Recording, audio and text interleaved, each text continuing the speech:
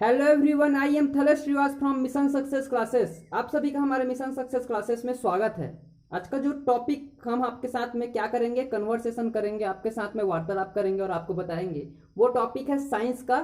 Science में physics department में आपको बताने जा रहे हैं आज के क्लास में मोशन पार्ट से। ठीक है, अब ये मोशन पार्ट में हमने आपको पिछले पार्ट में क्या बताया था, पार्ट 1 में हमने आपको बताया था वेग के बारे में, दूरी के बारे में, चाल के बारे में, त्वरण के बारे में। आज का जो टॉपिक है उसमें हम आपको बताएंगे उड्डयन काल के बारे में, ठीक है, प्रक्षेप्य गति के बारे में, महत्तम ऊंचाई के बारे में, परास के बारे में, एवं इसके अलावा न्यूटन्स लॉ के बारे में। तो ज्यादा समय न लेते हुए हम आपके साथ शुरुआत करते हैं प्रक्षेप्य गति के साथ।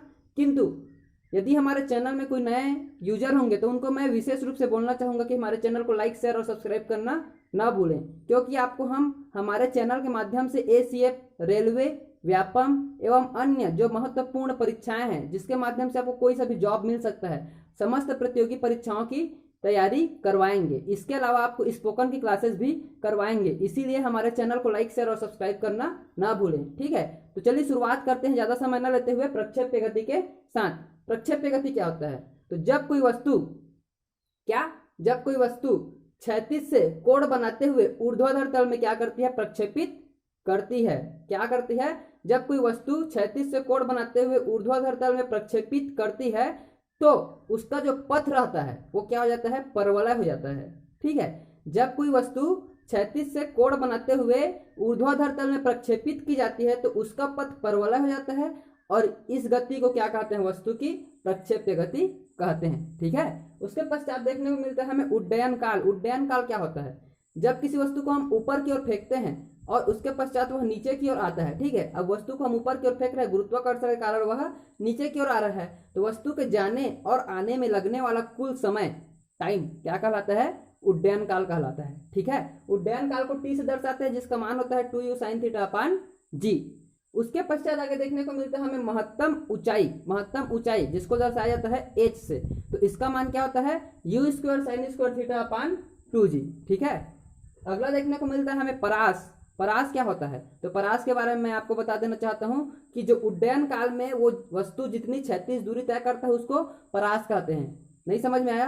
एक बार और समझा रहा हूँ। ठीक है, कोई वस्तु को जब हम ऊपर की ओर फेंकते हैं फिर वो गुरुत्वाकर्षण के कारण नीचे की ओर आता है, तो उसके ऊपर की ओर जाने और नीचे की ओर आने में जो दूरी वह तय करता है वही दूरी क्या कहलाती है, परास कहलाती है। ठीक है, परास को किससे दर्शाते हैं, आर से दर्शाते हैं, और इसका मान क्या होता है, u square sine 2 theta upon g. क्या होता है, u square sine 2 theta upon g. यदि हम थीटा का मान 45 अंश लें, कितना लें, 45 डिग्री थीटा का मान लें, तो मैक्सिमम परास हमें कितना मिलेगा, तो मैक्सिमम आर का मान हमें मिलेगा आर यू स्क्वायर साइन, अब 2 थीटा, थीटा की जगह पर 45 रखे हैं तो इसका मान कितना होगा, 2 थीटा का मान 90, u square sine 90 upon g. R maximum कितना मिला, u square sine 90 upon g. ठीक है, अब साइन 90 का मान बहुत लोगों को पता भी होगा, बहुत लोगों को पता नहीं होगा, तो जिनको नहीं पता होगा उनको मैं बताना चाहूंगा कि साइन 90 का मान 1 होता है। ठीक है, 10th क्लास के बुक में आपको मिल जाएगा साइन 90 का मान 1 होता है।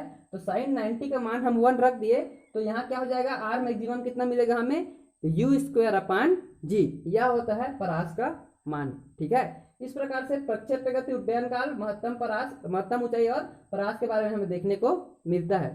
ठीक, इतना टॉपिक क्लियर हो गया?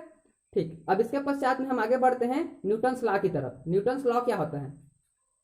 तो सर आइजैक न्यूटन नामक एक वैज्ञानिक हुए थे। कौन? Sir Isaac Newton.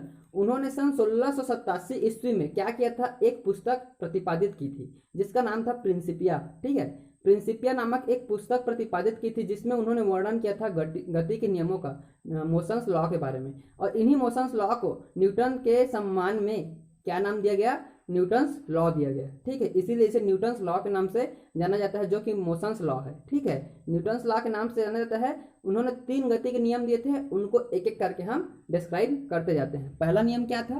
तो प्रथम नियम जो है उसे जड़त्व के नियम से नाम से भी जाना जाता है, और प्रथम नियम था कि यदि कोई वस्तु गति अवस्था में है तो वह गति अवस्था में ही रहेगी, और यदि कोई वस्तु विराम अवस्था में है तो वह विराम अवस्था में ही रहेगी जब तक कि उस पर कोई बाह्य बल न लगाया जाए। अर्थात यदि कोई वस्तु अगर चल रही है, लगातार चल रही है, प्रोसेस चल रहा है उसका, तो वो प्रोसेस चलता रहेगा।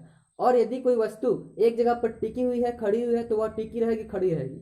जब तक कि उस पर कोई बाह्य बल न लगाया जाए, अर्थात वस्तु अपनी प्रारंभिक अवस्था में रहना पसंद करती है, ठीक है, जब तक कि उस पर कोई बाह्य बल न लगाया जाए। अब इसको जड़त्व का नियम कैसे कहते हैं उसको भी बता देना चाहता हूँ।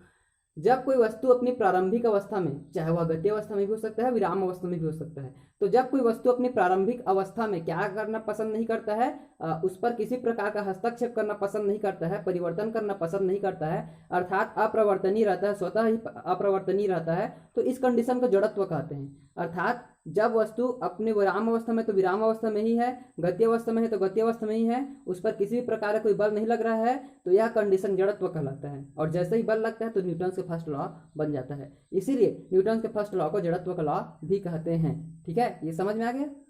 इसी के साथ में देखने को मिलता है हमें बल की परिभाषा। ठीक है, बल की परिभाषा, डेफिनेशन ऑफ फोर्स।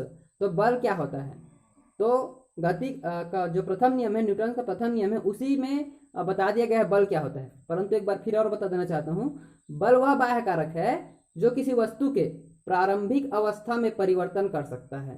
ठीक है, बल वह बाह्य कारक है जो किसी वस्तु के प्रारंभिक अवस्था में परिवर्तन कर सकता है। अर्थात क्या कहना चाहता है वो, कि यदि कोई वस्तु विराम अवस्था में है या कोई वस्तु यदि चल रही है गति अवस्था में है, तो वह उसके प्रारंभिक अवस्था, अर्थात गति अवस्था में तो गति अवस्था या प्रारंभिक विराम अवस्था है तो विराम अवस्था, दोनों में परिवर्तन करने का जो अधिकार है वो किसको दिया गया है, बल को दिया गया है। इसी के माध्यम से क्या होगा, उसके स्थिति में, पोजीशन में चेंजेस आएगा। ठीक है, अब यदि हम इनको एग्जाम्पल्स के साथ देखें तो कैसे समझा सकते हैं। हमने तो बोल दिया परिभाषा, लेकिन एग्जाम्पल के साथ कैसे समझा सकते हैं। तो एग्जाम्पल देखने को मिलता है हमें। फर्स्ट एग्जाम्पल है, रुकी हुई गाड़ी के अचानक चलने से उस पर सवार यात्री का पीछे की ओर झुकना। ठीक है, कोई गाड़ी रुकी हुई है अर्थात विराम अवस्था में है, तो जैसे ही वह अचानक से चालू होता है अर्थात वह अपनी गति अवस्था में आता है, अपने अवस्था में परिवर्तन करता है, पोजीशन में चेंजिंग करता है। तो जैसे ही उसके पोजीशन में चेंजिंग होता है तो क्या होता है, अर्थात गति अवस्था से विराम अवस्था से गति अवस्था में जाता है, तो उस कंडीशन में यात्री क्या होता है,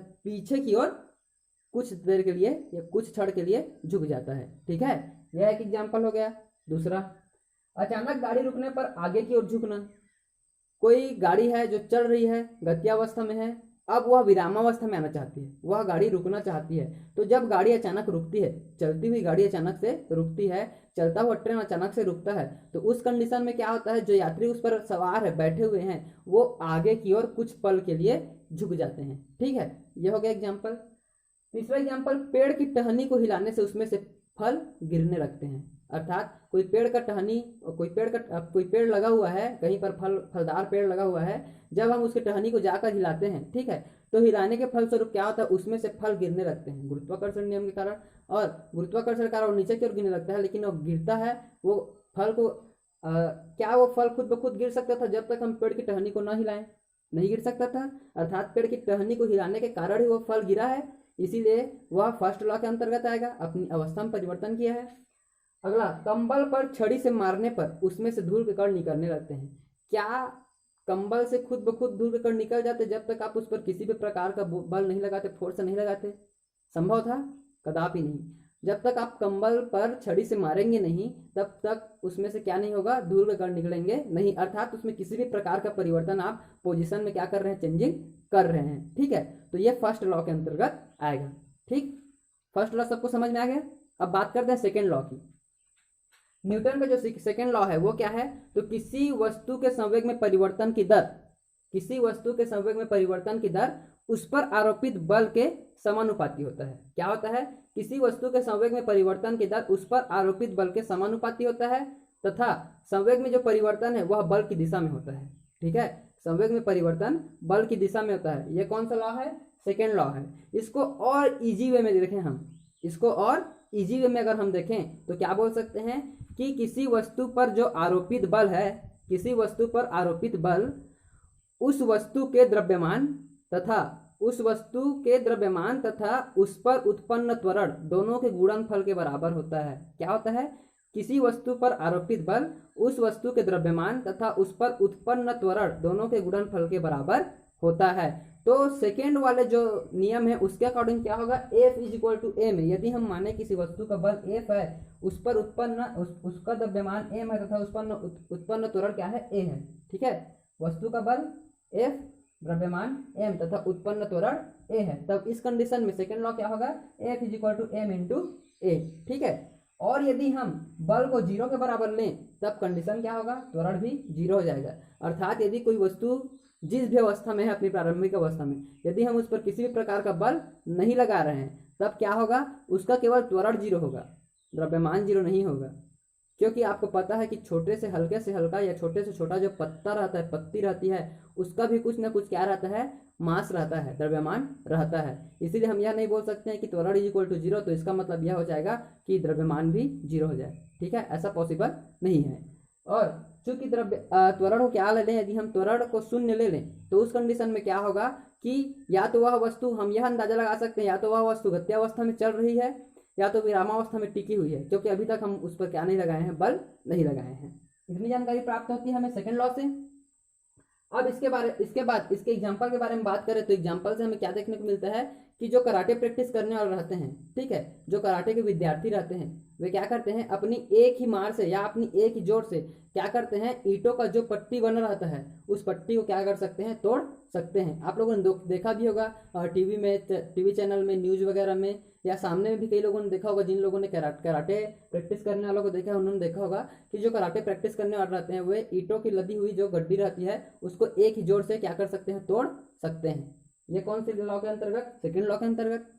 दूसरा क्रिकेट, आप देखे होंगे, आप में से कई लोगों ने देखा होगा कि क्रिकेट जब चलता रहता है तो जब बॉल पहुंचता है किसी खिलाड़ी, जिस गति से और जिस वेग से बॉल जा रहा है खिलाड़ी के पास, उसी वेग से अपने हाथ को पीछे की ओर झुकाते हुए क्या करता है, उसको कैच करता है, ताकि उसको कम से कम चोट लग सके। ठीक है, ज़्यादा से ज़्यादा चोट न लगे, इसीलिए वह जो बॉल का वेग है उसके अकॉर्डिंग क्या करता है, कैच करता है। ठीक, ये सेकेंड लॉ के अकॉर्डिंग।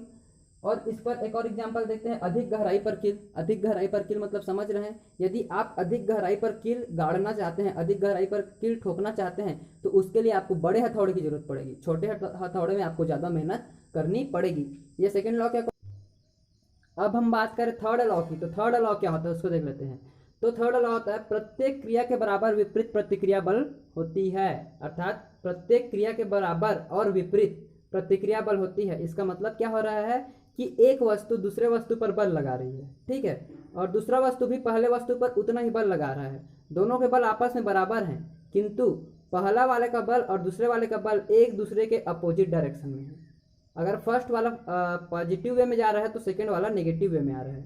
ठीक है, इस प्रकार दोनों के बल आपस में बराबर जरूर हैं किंतु एक दूसरे के नेगेटिव वे में हैं, तब वे कौन से नियम के अंतर्गत आएंगे, थर्ड लॉ के अंतर्गत आएंगे। ठीक है, अब चूंकि उसमें पहला जो वस्तु है दूसरे वस्तु पर बल लगा रहे हैं उसको क्रिया बल कहते हैं, और दूसरा वस्तु पहले वस्तु पर बल लगा रहे हैं उसको प्रतिक्रिया बल कहते हैं। इसीलिए इस नियम को क्रिया प्रतिक्रिया नियम भी कहा जाता है। अब यदि हम इसको एग्जाम्पल के साथ बात करें तो एग्जाम्पल क्या हो सकता है इसका एग्जाम्पल देखने को मिलता है, बंदूक से गोली छोड़ते समय क्या होता है, बंदूक से जब गोली छोड़ा जाता है उस समय क्या होता है, पीछे की ओर थोड़ा सा धक्का लगता है। ऐसा लगता है कौन से लॉ के तहत, थर्ड लॉ के तहत। दूसरा, नाव के किनारे से जब आप जमीन की तरफ जंप करते हो तो जंप करते टाइम जो नाव है वो पीछे की ओर खिसकता है, थर्ड लॉ के तहत। और कुआं से पानी निकालते समय कभी कभी क्या होता है, रस्सी टूट जाता है तो जो बाल्टी है वो कुएं में और आप कुएं से विपरीत डायरेक्शन में क्या होते हैं, गिर जाते हैं। ऐसा क्यों, थर्ड लॉ के तहत। इस प्रकार से हमें इस चैप्टर में प्रक्षेप्य गति उड्डयन काल, महत्तम ऊंचाई, परास और न्यूटन्स लॉ के बारे में हमने देखा और आपसे चर्चा किया। इसके बाद हम संवेग आवेग के बारे में आपको दूसरे अध्याय में बताएंगे। इसी अध्याय का है वो, लेकिन दूसरे वीडियो में आपको बताएंगे। तब तक के लिए आप हमसे जुड़े रहिए। और मैं जरूर ये बोलना चाहूँगा कि हमारे चैनल को लाइक, शेयर और सब्सक्राइब करना ना भूलें, और बीच बीच में हमें कमेंट करते रहें ताकि हमें भी लगता है कि हमारे द्वारा जो मेहनत किया जा रहा है वह सही वे में जा रहा है, राइट वे में जा रहा है। अदरवाइज अब कभी कभी मन में ये आता है कि शायद हम जो बना रहे हैं वो शायद किसी के लिए फायदेमंद नहीं हो रहा है। तो उस कंडीशन में हमें कमेंट करते रहिए ताकि हमें भी क्या लगे, ऐसा महसूस हो कि हम जो कर रहे हैं वो कुछ लोगों के लिए कम से कम काम तो आ रहा है। ठीक है, धन्यवाद।